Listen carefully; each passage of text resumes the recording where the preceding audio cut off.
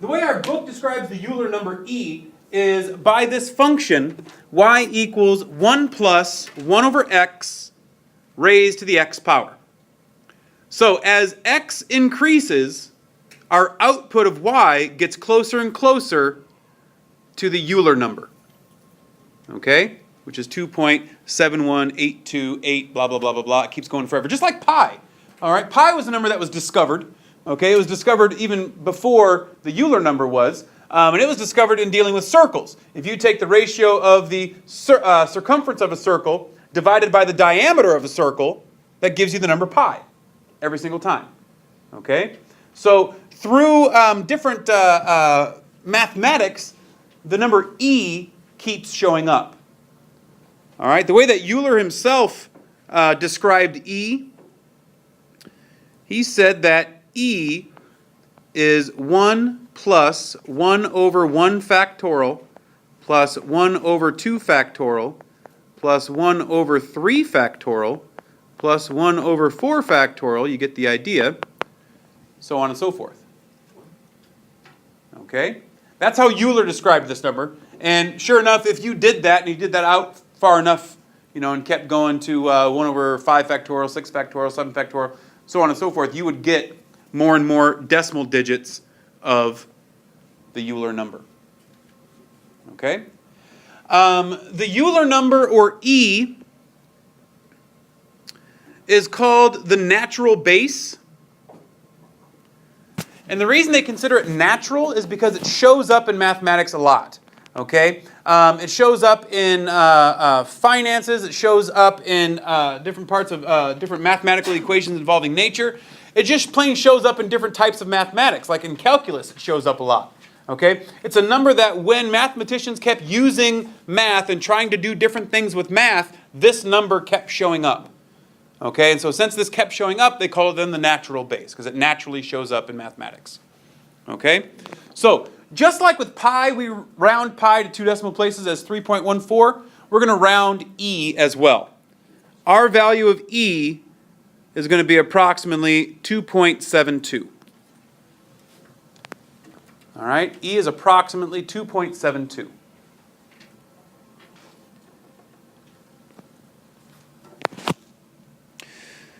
So, natural base exponential functions are basically just exponential functions that have E as the base. Okay, remember, a base of an exponent is the number being raised to the power. So we're basically talking E to the x power. E is the base. Okay? Well, one place that we're going to see this is in the equation for continuously compounded interest. Now, we talked about compounded interest that was compounded once a year. We talked about that compound interest equation that we could calculate if it's compounded once a month or once a week or daily, all that kind of stuff, right? We talked about that formula for the different compounding of interest. But if interest is compounded continuously, meaning every second of every minute of every hour of every day of every week, so on and so forth, if it's continuously being compounded, that is now a new formula. I remember this formula by remembering the word PERT, because that's what the formula spells. All right, the formula is P times E raised to the RT power. P stands for principal. E is the number E. Okay, R is the rate, the interest rate, and T is time given in years. Okay? So please remember, in this formula, E is not a variable. E is 2.72. All right? Any questions on the formula or the number E? Let's take a look at our first example.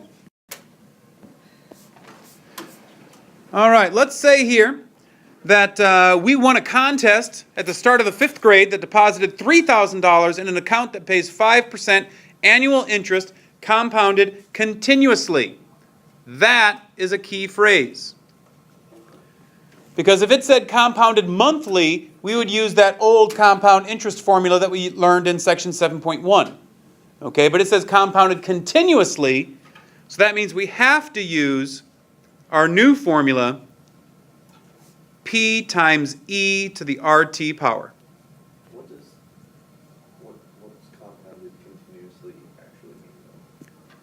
Compounded continuously actually means that it is compounded every second of every minute of every day. It's not compounded once a day. It's not compounded once a week. It's not compounded once a year.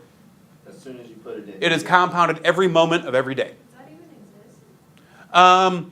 In reality, probably not. And as far as finance is concerned, probably not.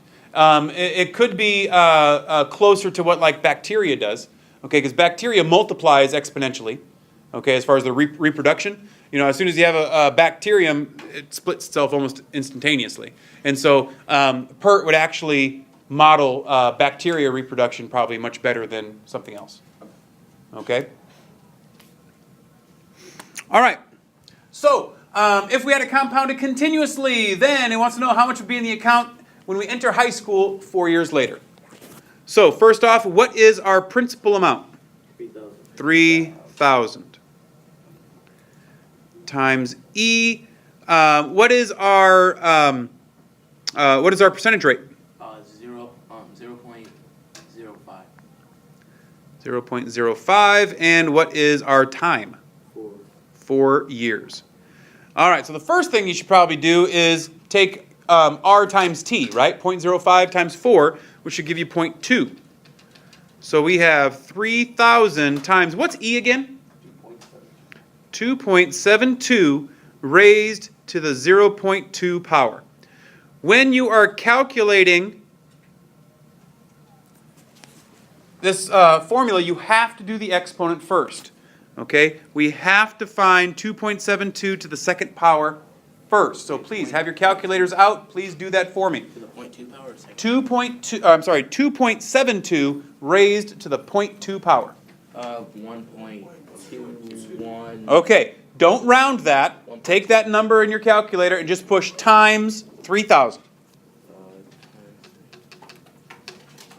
3,664.67 cents.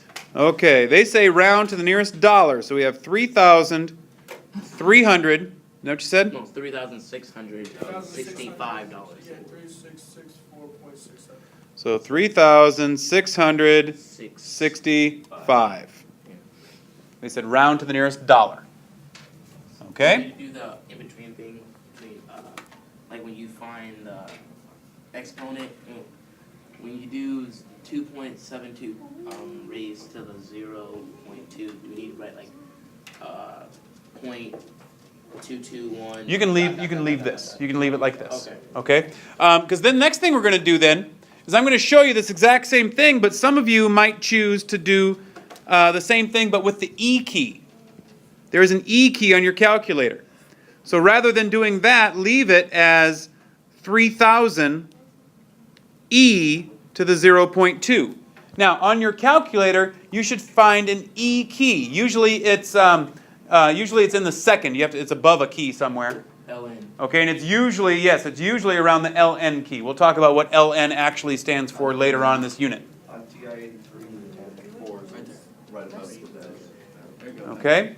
Well, that's the second E key. There's actually an E key on top of the LN as well.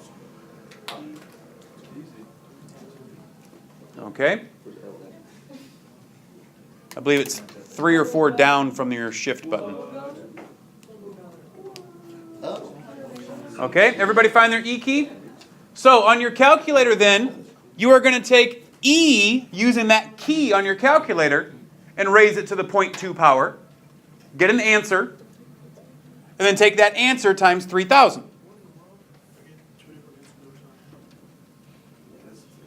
Yeah, I didn't get the same. I got it. You should get 3,664. Okay, I was gonna say. Exactly, okay? Because the rounding is a little different in this case. Okay? In the previous problem, we had to round up to 5. In this problem, we had to round down to 4. Okay. Question? And then after 4 years of high school, you would If you left it in there and let it compound. Okay. So here's the thing, folks. Both ways are correct. If you're going to work this problem and you're going to put in 2.72 for E, then you have to show me that's what you did. Put that in your equation when you're plugging in so that I know what answer you're supposed to be getting. Okay? If you choose to use the E key on your calculator, then don't put in 2.72 for E. Leave it as E. Because then I'll know, okay, you use the E key in your calculator, and this should be the correct answer. All right? So when you do the homework, are you going to put like two different answers? Sure. I mean, pretty much. Sure. Okay, cool. Okay? Questions? All right, let's try another one.